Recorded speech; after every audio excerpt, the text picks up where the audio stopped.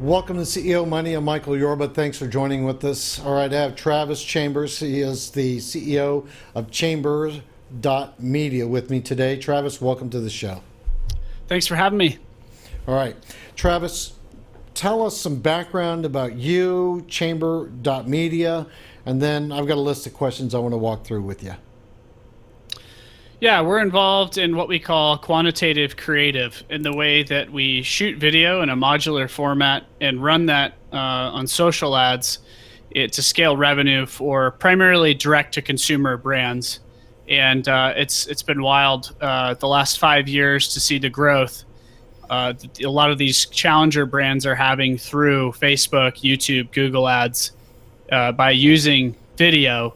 But to date, we've been able to drive over $300 million in trackable revenue for these companies, over 400 million views, 4 million shares.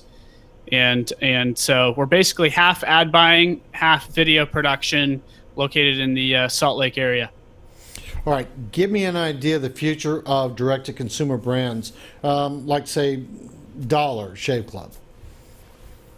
Well, Dollar Shave Club is really showing what the future is for a lot of these direct-to-consumer brands. Dollar Shave Club was a pretty early challenger brand. They were taking on an antiquated industry that had not really innovated much, especially on price point.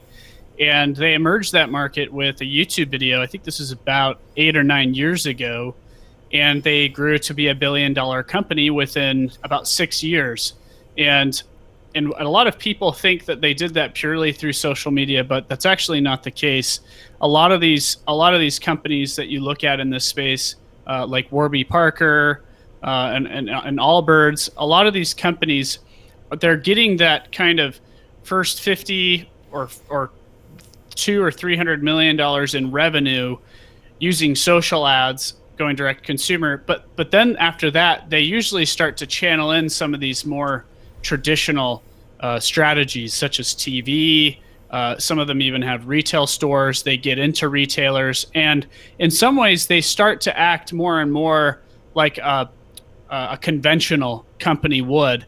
But really, there's going to be lots more of these challenger brands. A lot of the household names that we've been buying for many decades in retail, they're getting majorly stressed from these challenger D2C brands. How do you control the ROI? So it's pretty amazing what you can do with social ads. You can track with a pixel on the website. You can track a lot of the sales. So you have actual kind of A to B attribution. We can measure about 60 to 70% of the sales that are happening from our ads. Now, TV, radio, and print, there are a lot of companies out there that have ways to somewhat track, but the truth is it's not very exact. And even though social ads are still not a perfect science for attribution and being able to exactly track everything, the fact that it's trackable to the point that it is, you could start to really say, okay, we're putting in $1 into our social ads. Are we getting $2, $3, $4, $5 back in return? And then the bigger this industry gets, the more sophisticated it gets to look at all the different revenue channels with these companies. And you start seeing that your social ads, if they're breaking even, you're usually profitable if you have other sales channels, like if you're on a Walmart.com or a HomeDepot.com, or if you're actually in physical retailers and Amazon. So that's really one of the ways that you can look at ROI in kind of a new lens that wasn't necessarily as possible 15, 20 years ago. Give me a success story. Mr. Cool is one of our favorite success stories. It's a mini split AC unit that you can install yourself. It's a do-it-yourself thing. and they had done 10 million in revenue before they approached us, and they really just wanted to help get an AC unit that you can install yourselves into people's homes. So we had a pretty big launch on Facebook and YouTube and Google, and even we were skeptical because if you think about the magnitude of trying to convince someone to buy a do-it-yourself AC unit that takes 4 to 5 hours to install, you think about the complexity of the targeting. You're trying to target people, first of all, who are in need of air conditioning. That's very difficult to do. But second of all, who have the affinity and the self-confidence in the DIY home improvement space to actually say that they'll buy this thing knowing that they're going to install it themselves. And they're on track to do pretty close to 50 million this year. This is the second year that we've been running with them. And they haven't put forth a ton of other marketing efforts outside of what we've been doing. So to go from 10 to 50 million in 2 years with a do-it-yourself mini split AC unit is pretty incredible. It is. It is. Congratulations on that. All right. Let's get into the technical side just a second here. The anchor video. Let's walk through that process, and then I want to talk to you about sales funnels using, ads that create different genres to actually end in a conversion. So an anchor video is a term that was recently coined by Gary Vaynerchuk, who's a pretty prominent influencer in this video marketing space. And Dollar Shave Club was one of the earlier anchor videos that came out. You may remember the Old Spice videos that came out 8-9 years ago. That's what we call an anchor video.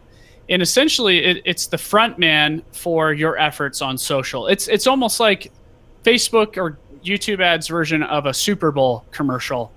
And if you can get this anchor video to convert and to do well, it can be the hero for all the other content you're running behind it. So an anchor video is usually a longer form video, anywhere from 1 to 5 minutes. And it's structured a lot like a pop song. It's trying to hook you.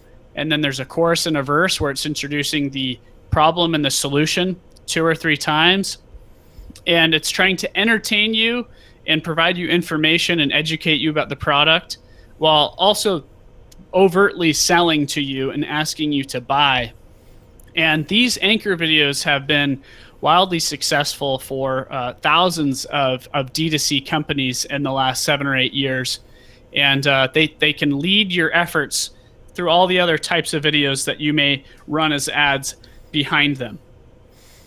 Okay, thank you for the answer. Video sales funnels. Walk me through that process, or video ad funnels. So that's kind of video sales funnels or ad funnels is the way that you organize your ads that you're going to run on Facebook and YouTube and Google. And what you'll have nowadays is you'll get a lot of companies that either think they can make an anchor video, like a Super Bowl version of a social video, and just run that. And then you'll get other companies who just run static image ads that really aren't that engaging. And what we've been finding the last 4 or 5 years is you can find a combination of different assets to get the optimum ROI out of your Facebook and YouTube ads. And what that generally looks like is an anchor video at the top that's bringing people in. We call it prospecting, bringing people into your funnel, so to say, that maybe have never heard of your brand before.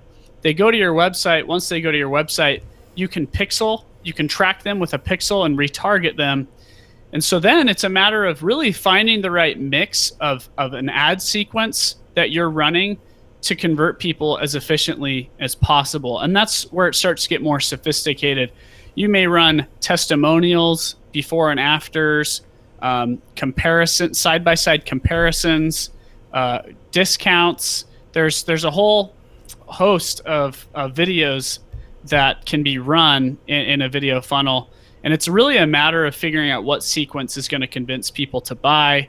And you'll even segment those between different audiences and different variations of those assets. But when done right, it can be very effective at growing revenue aggressively. All right. Now, on that note, when you start growing your revenue effectively, most people think of this, the common word scalability. Talk to me about scalability of social videos and how you maintain the proper scale during the life of the campaign. So not all companies, brands, products are created equal. You have some that do extremely well, you have some that break even, and then you have some that fail. Even with us, we've been doing this for 5 years. We have about a 20 to 25% fail rate, and then about a 20% break even rate, and then about a 60 to 70% success rate. And the reason for that is that sometimes you'll get products that don't necessarily have all of the components necessary to scale. The things that we look at to make a product be very scalable is there's got to be a pretty low cost of goods. You usually want the cost of goods below 25-30% as far as how much it costs to make and get it delivered, cost of goods delivered. We've seen when products have a higher cost of goods above 40-50%, it gets difficult to have enough margin to be profitable and to be able to have the types of funds to reinvest into this thing. And then there's a bunch of other components that we look at too. What are the shipping costs? Is this a reorder item? So if we sell this once, is this something that we can sell multiple times in the future and generate what we call lifetime value, where a customer who spends $10 now could be worth $100 over a year? And then we also look at too what the complementary products are. We've even had cases where we're extremely successful with one product, but we could have been exponentially more successful if they had 3, 4, 5, 6 other complementary products that can then increase that average order value, how much someone spends each time they buy from you. So these are the kind of things that we look at to determine how scalable a company is. Then there's also a lot of intangible things, like, does the product solve pain or does the message solve pain? We've had the biggest successes with anything that relates to that. It's more than just a want, but it's something people feel like they need. I think that's why Mr. Cool has done so well, is people don't want to be hot. It's a need. So that's important. And then brands also seem to have a soul. There also seems to be something amorphous about a brand that's hard to identify, but that people will relate and identify with, and they'll buy into that. So these are, just a handful of some of the components that we look at to really determine how scalable a company is. But what's really cool is if we can spend $1 on ads and get $2 back, if that company is selling in any other channels, generally speaking, that's probably a profitable scenario for most companies. Great information. Don't hang up after the interview. I've got somebody I want to introduce you to, all right? Great. All right.